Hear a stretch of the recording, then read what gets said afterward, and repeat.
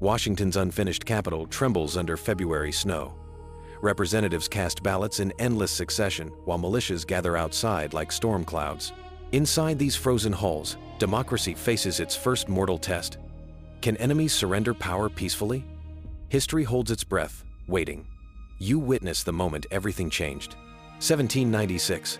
Washington departs Philadelphia, warning against political factions. But too late. Federalists clash with Democratic Republicans.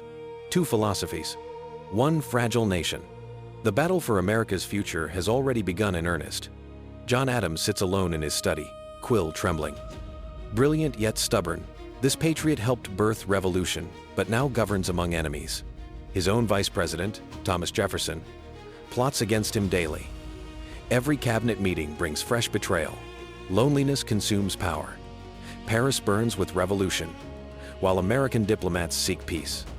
French agents demand tribute.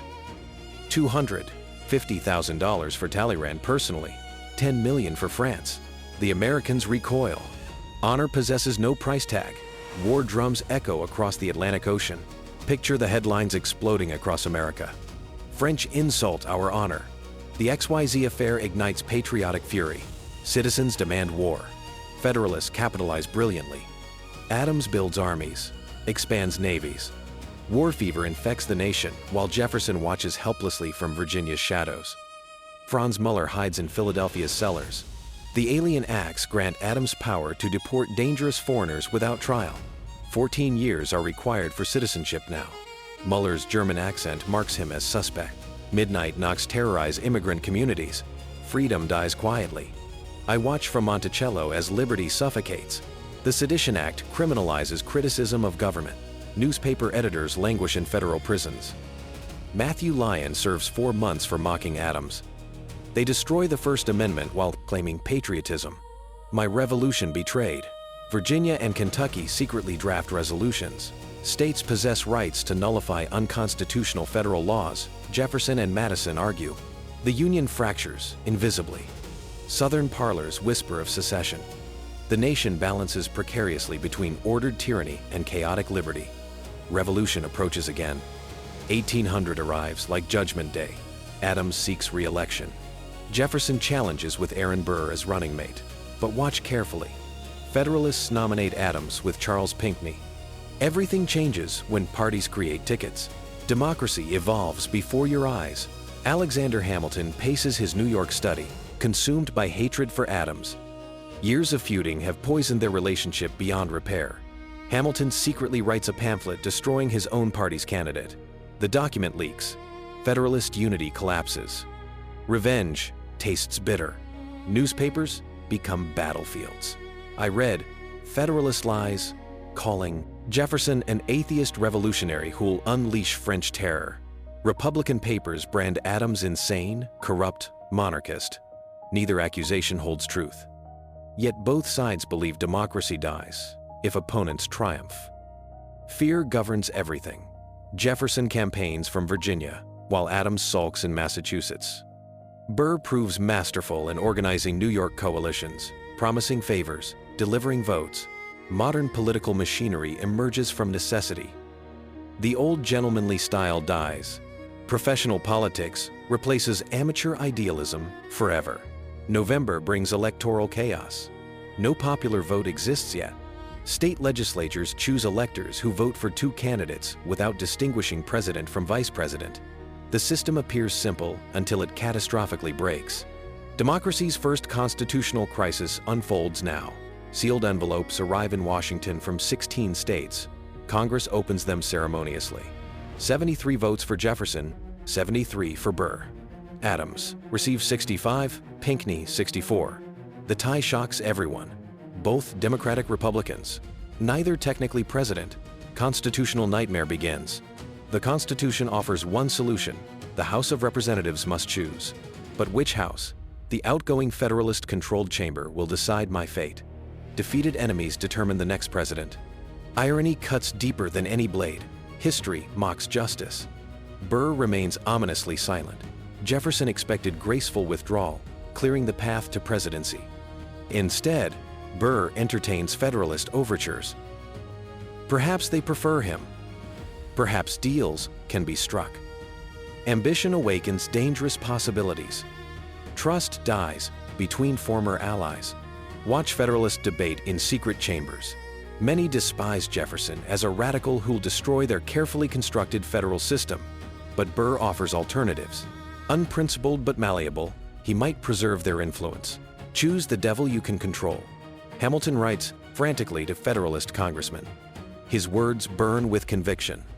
Jefferson has principles, however misguided. Burr possesses none. Jefferson loves his country. Burr loves only himself. Between evils, choose the lesser. Save the Republic. His hand shakes with urgency. February 11th, 1801. Snow blankets the Capitol as the House convenes for presidential selection. 36 ballots over 6 exhausting days. Each state gets 1 vote, 9 needed for victory.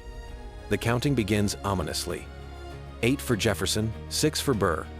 I feel the nation's tension mounting.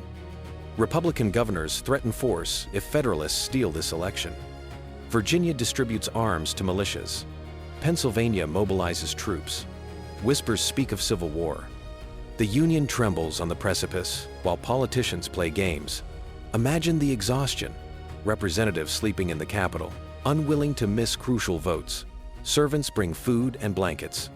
Markets freeze. Trade halts. Foreign observers expect violence. Many predicted democracy would eventually fail.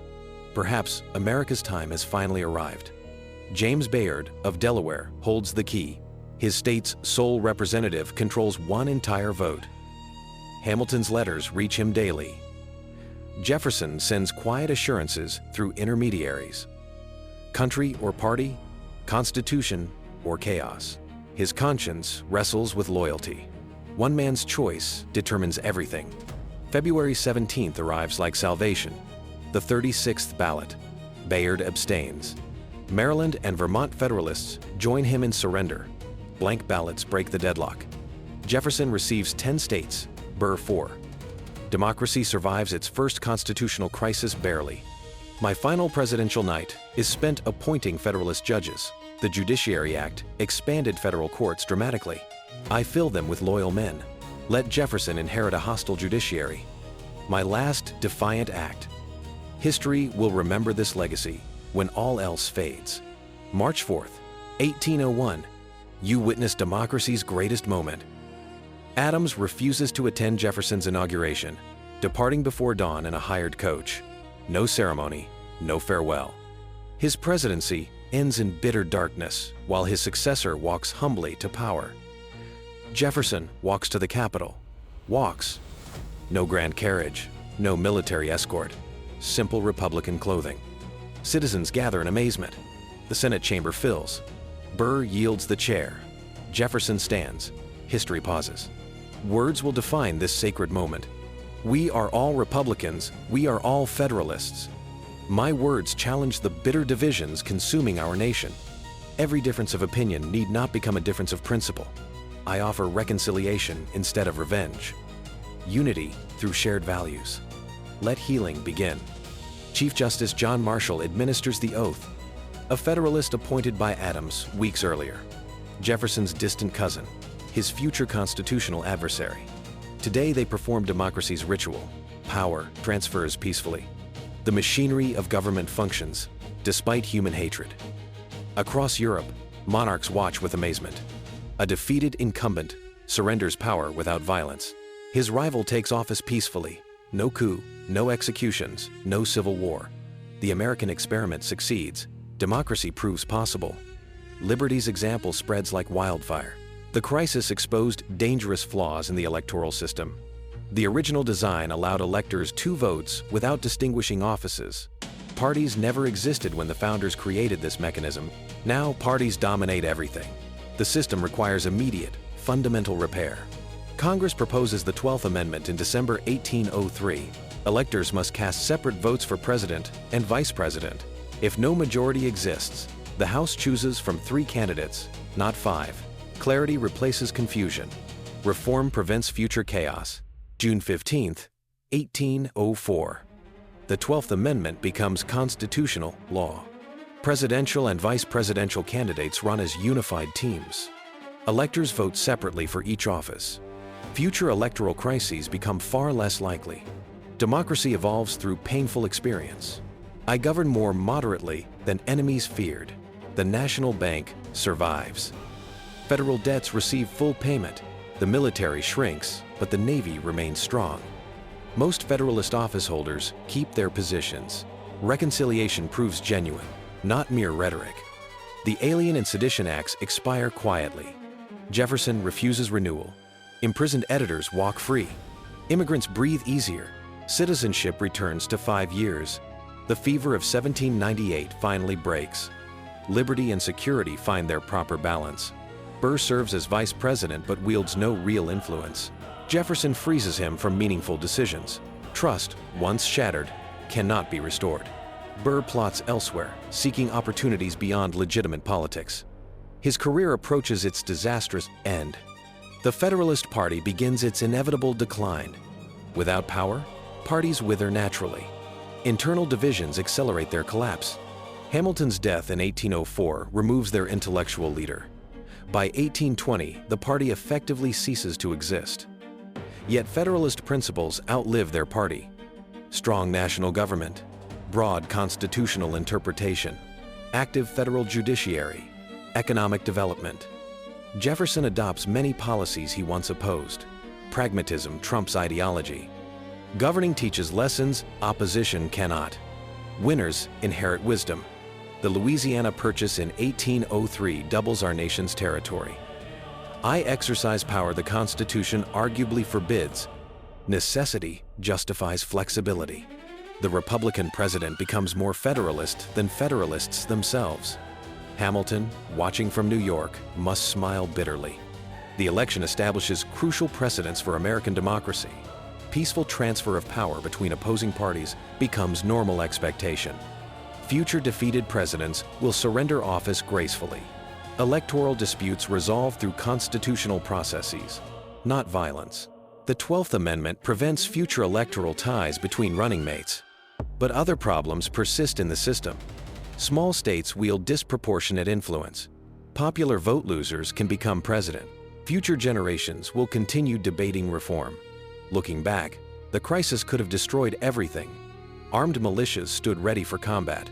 States threatened immediate secession. Constitutional mechanisms nearly failed completely. One man's decision, Bayard's conscience, averted catastrophe. Democracy hung by threads. Defeat tastes bitter in Quincy. I lost the presidency, lost Congress, watched my party shatter into fragments. Yet I surrendered power peacefully, honored constitutional processes. Perhaps this represents my greatest achievement. Not glory earned, but disaster avoided. Adams and Jefferson remain estranged for years. Time heals slowly between proud men. Eventually, they resume correspondence.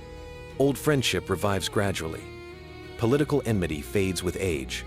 On July 4th, 1826, both die. History embraces their reconciliation. Hamilton never reconciles with Burr. Their enmity deepens into murderous hatred. Burr blames Hamilton for destroying his political career. In 1804, they duel at Weehawken. Hamilton falls mortally wounded. Burr flees, disgraced forever. Revolution's children consume each other. The Convention of 1800 ends the quasi-war quietly. Peace restores Atlantic commerce. Relations normalize with Napoleon's regime. France sells Louisiana, needing money for European wars. One crisis's resolution enables another triumph. History flows in unexpected directions. The Midnight Judges serve for decades, preserving Federalist principles long after their party dies. John Marshall shapes constitutional law as Chief Justice until 1835. Marbury versus Madison establishes judicial review. Adams's final act resonates eternally. My inaugural address becomes legendary. We are all Republicans. We are all Federalists. Echoes through centuries. Future presidents invoke this reconciliation. Unity remains perpetually elusive, but eternally necessary. Each generation must choose cooperation over conflict. The election teaches permanent lessons about democracy's fragility. Democracy survives only when losers accept defeat gracefully. Institutional norms matter more than written rules. Character determines outcomes. When crisis arrives, individuals must choose country over party. Yet darker truths persist beneath democracy's triumph. The 3/5 compromise counts enslaved people for representation. Southern states gain extra electoral votes. Jefferson wins narrowly through this profound injustice. The contradiction will haunt America for generations. Women possess no voice in this democratic revolution. Native Americans face dispossession regardless of which party governs. Only white men participate fully. Progress proves selective. The revolution remains incomplete. Future generations must expand liberty's circle. The 12th Amendment's ratification demonstrates our Constitution's living nature. The founders created an adaptable framework, not sacred scripture.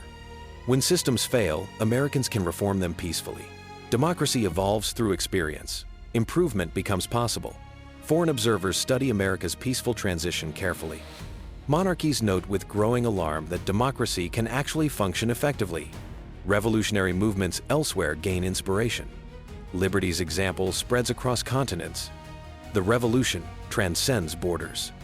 1800 represented America's defining crossroads moment. Democracy could have died in Washington's unfinished capital. Instead, it survived, grew stronger, established precedents for peaceful succession. The Republic endured its first great constitutional crisis. Future tests await this fragile democracy. Each generation will face its own constitutional crisis. Democracy requires eternal vigilance from citizens. Character matters more than laws. Individual choices during crisis determine destiny. History repeats through human nature. 2 centuries later, peaceful transfer of power seems routine. We forget how revolutionary it once appeared, how fragile democracy remains even now, how easily it could collapse. Character still determines destiny in every generation. You inherit the legacy of 1800. When crisis comes to your generation, and it will come, remember Jefferson and Adams, Hamilton and Burr, Bayard and Marshall. Democracy survives only through choices individuals make during darkness. Every election tests democracy anew. Losers must accept defeat. Winners must govern all citizens. Institutions require respect. Character demands sacrifice. Choice remains constant across centuries. Country before party, constitution before convenience, democracy before personal power. The election of 1800 saved American democracy when it faced extinction. Peaceful transfer of power became our greatest achievement. Not perfect democracy, but functioning democracy. Not ideal outcomes, but constitutional processes. Not easy choices, but right choices. I learned that governing differs from opposing. Power teaches humility. Enemies become necessary partners. Principles must bend before reality. Democracy requires compromise, not purity. The perfect becomes the enemy of the good. Wisdom comes through governing. The 12th Amendment still governs presidential elections today. Parties run unified tickets. Electors vote separately for each office. The reform prevented future disasters like 1800. Democracy adapted, evolved, survived. The Constitution lives through amendment. Democracy extracted a terrible price from its founders. Hamilton died in a duel. Adams died embittered. Jefferson died conflicted about slavery. Burr died disgraced. Marshall died defending federalism. They paid personally for public service. Liberty costs everything. The precedents established in 1800 shaped American political culture permanently. Peaceful transitions became expected. Constitutional processes gained legitimacy. Parties learned to accept defeat. Democracy became habit, not hope. Institutions strengthened through testing. Democracy remains perpetually unfinished business. Each generation must choose liberty over tyranny, constitution over convenience, country over party. The revolution of 1800 continues in every election. Your choices matter. Democracy depends on you. Remember this moment when democracy faced extinction and survived? Remember Bayard's conscience, Jefferson's reconciliation, Adams's surrender. Remember that individuals matter. Character counts. Choices have consequences. Democracy lives through human decisions. Choose wisely. The election of 1800 proved democracy could survive its greatest test. Enemies surrendered power peacefully. The Constitution adapted through amendment. The Republic endured. America became the world's proof that government by consent remains possible.